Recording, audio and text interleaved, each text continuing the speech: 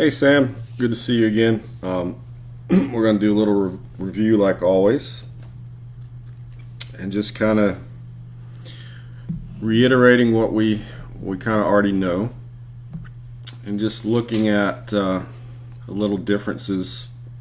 Again, it's probably not fair to compare anybody who doesn't play golf for a living to somebody who does, but it gives us at least a pretty clear picture of some things.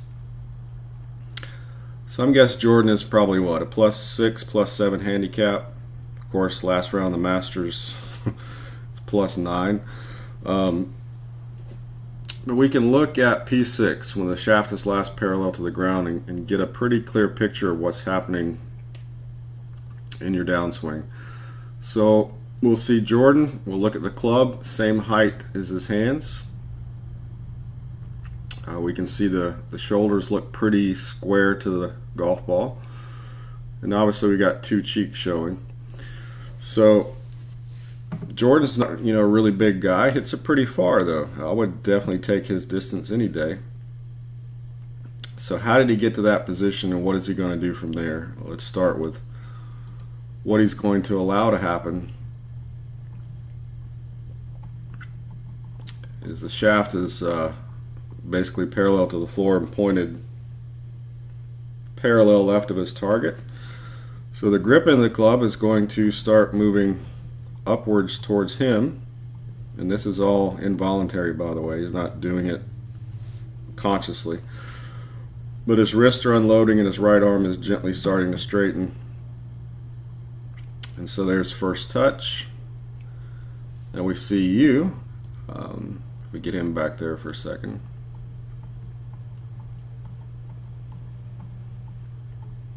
Okay, so we'd say, well, what's the difference? Well, Sam's got shoulders still closed and hips are square, right? So the body isn't continuously moving at a rate that would allow the club to naturally release.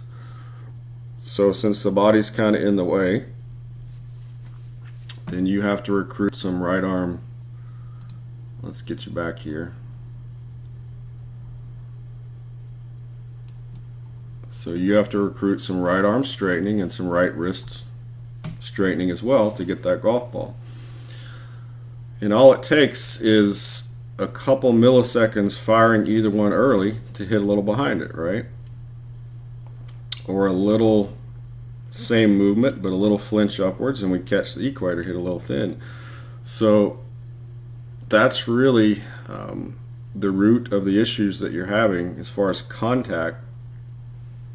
And then we'll look at some other swings, but that'd be my main area of focus. I would say, well, I may not always hit the ball perfectly straight, no one does anyway, but if I'm not really making solid contact a lot, then that would be my first priority, because I don't want to stand over a 100-yard wedge shot or a 120-yard wedge shot and go, self, there's kind of a chance we could catch this one fat or thin, and I'm just not really comfortable executing the shot because I'm afraid one or the other is going to happen. So that should be a priority for us of getting the body to do more work in this golf swing, right? Let's take a quick look at. Now this is a 3/4 swing. He's hitting some sort of wedge here, but it's obviously a full swing. But you'll see, he just uses a higher a higher structure with his arms. But I would definitely say there's nothing off with your top of swing in this particular swing at all. So, we could study your backswing if we wanted to really think about picking this swing apart, but that's right up the right forearm. Club face is pretty much parallel with your spine, so we're not opening the face or anything unusual there. Maintaining posture and everything looks good. So I think we should focus on getting that body to learn to be more active in this downswing and going, I could once in a while do some maintenance if I feel like it on takeaway or top of swing, but really we got to focus on the downswing, right? Let's see what else we have in here for you from today.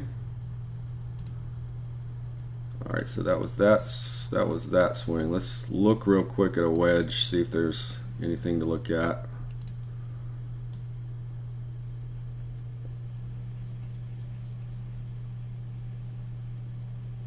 So again, we would just look at 6 and go, okay, shoulders are still kind of closed. We're going to have to fire arm and wrist to get to the ball. That one was a little bit on the heel. So by the way, before I forget, something I'd like you to consider. Of course, anything you do with golf, always going to have either a time investment or a monetary investment. But if it was me, this is what I would do. I would get a Tour Striker impact bag. I don't know if we used that with you before.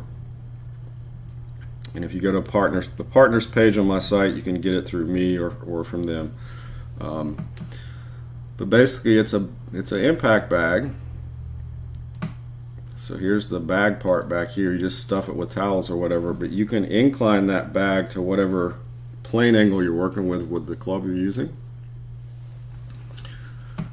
And it's probably, the flat side's probably 18 inches long. So it's got some depth this way to it. And then I would get myself one of those long club shipping boxes. Of course, I would tighten that tolerance some, but then on the days, Sam, when you just don't feel like working on the drill I'm going to give you, or you want to hit some golf balls, I would put my station in place and go, all right, I don't want to think about a whole lot of technical stuff. I want to hit some shots. So I want to make sure that in this example, I'm going to catch the sweet spot a whole lot. So that inside bag is going to keep you from swinging too much from the inside, and obviously the box on the outside will keep you from doing the other.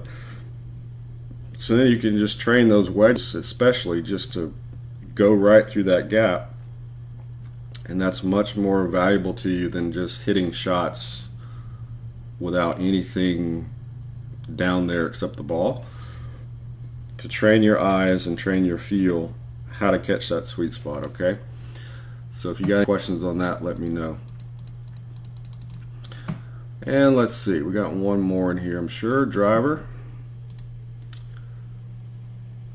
Let's take him to full view. Okay.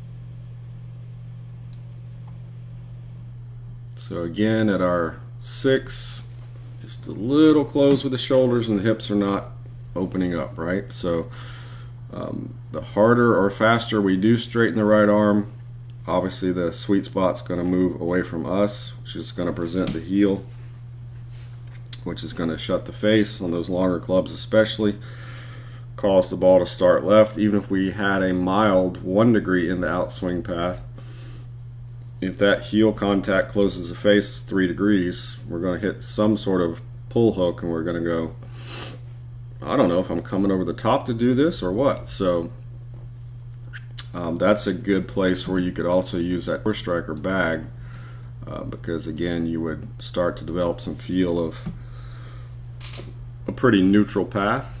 But again, if we want to focus on what do we need to do better, is just get the rotation, right? Because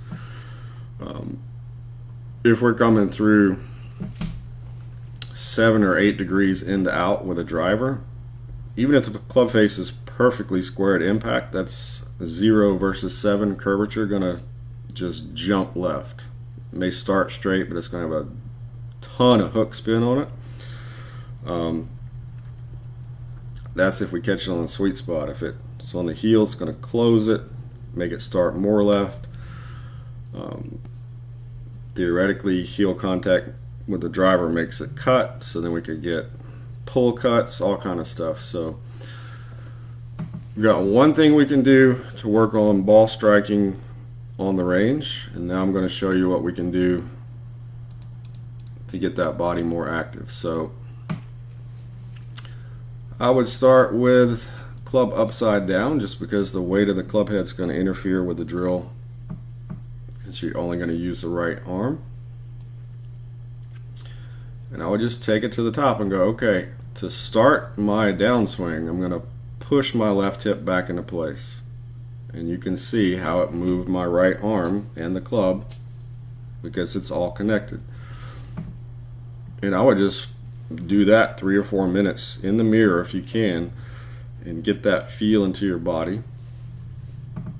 And then we go, okay, I don't need to do anything with this light golf club except what? Just keep rotating until the shaft is parallel to the floor. Okay, it's pretty close to where we saw Jordan, right? So then we could reach over if we wanted to and put 2 hands on it and go, okay. So from right there, self, I know if there was a weight on the end of this club instead of me holding the heavy end, that thing's just going to naturally cause my right wrist to start releasing. And that way we just slowly train the body and the brain. I want you to do something different, please. I know you don't like it, brain, but I want you to learn to do it. And we just keep kind of repeating. Then we can put left hand on it and go all the way down to the same place. And go, okay, now same thing would happen. My right wrist would start to release as I continue some rotation. And then we can just chip some out there.